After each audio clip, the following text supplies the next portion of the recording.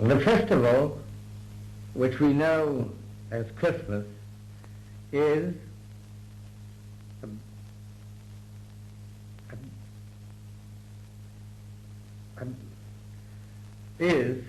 above all the festival of peace and of the home. Among all free peoples, the love of peace is profound. For this alone gives security to the home. But true peace is in the hearts of men, and it is the tragedy of this time that there are powerful countries whose whole direction and policy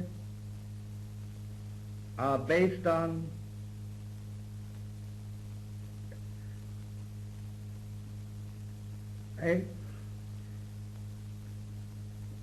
aggression and the suppression of all that we hold dear for mankind. It is this that has stirred our people and given them a unity unknown in any previous war. We feel in our hearts that we are fighting against a wickedness, and this conviction will give us a strength from day to day to persevere until victory is assured. At home, we are, as it were, taking the strain for what may lie ahead of us, resolved and confident. We look with pride and thankfulness on the never-failing courage and devotion of the Royal Navy, upon which throughout the last 4 months has burst the storm of ruthless and unceasing war.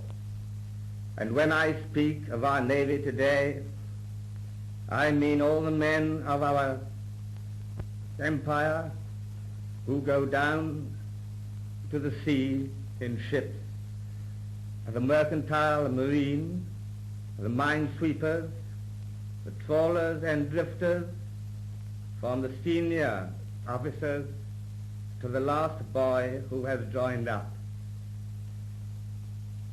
To everyone in this great fleet, I send a message of gratitude and greeting from myself as from all my peoples. The same message I send to the gallant Air Force, which, in cooperation with the Navy, is our sure shield of defense. They are daily adding laurels to those that their fathers won. I would send a special word of greeting to the armies of the empire, to those who have come from afar, and in particular to the British Expeditionary Force. Their task is hard. They are waiting, and waiting is a trial of nerve and discipline. But I know that when the moment comes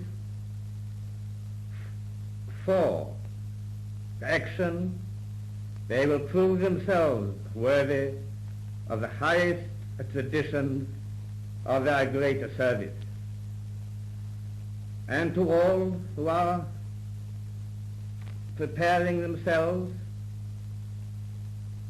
to serve their country, on sea or land or in the air, I send my greeting at this time.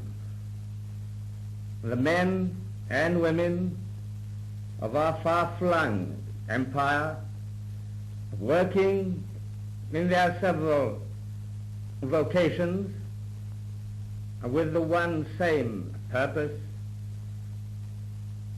all are members of the great family of nations, which is prepared to sacrifice everything that freedom of spirit may be saved to the world. Such is the spirit of the empire, of the great dominions, of India, of every colony, large or small.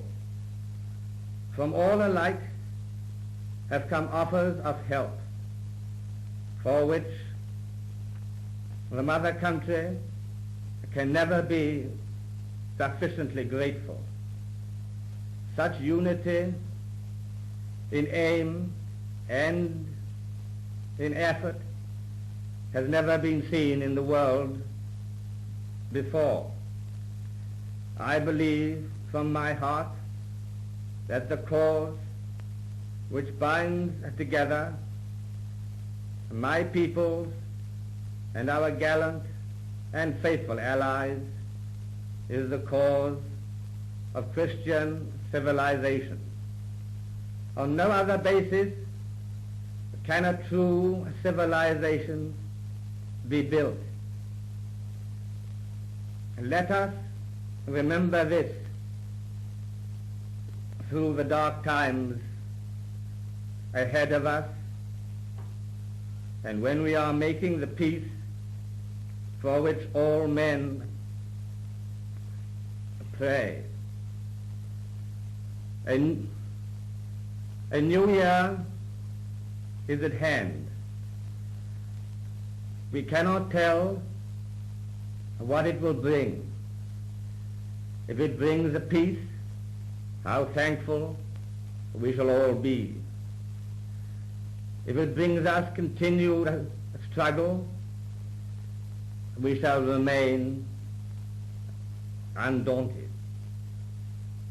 In the meantime, I feel that we may all find a message of encouragement in the lines which in my closing words I would like to say to you.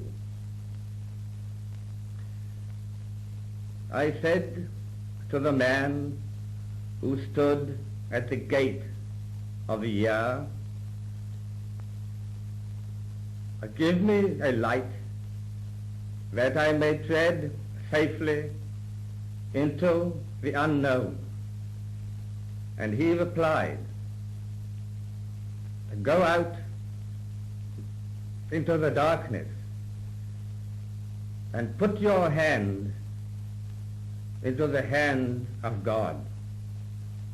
That shall be to you better than light and safer than a known way.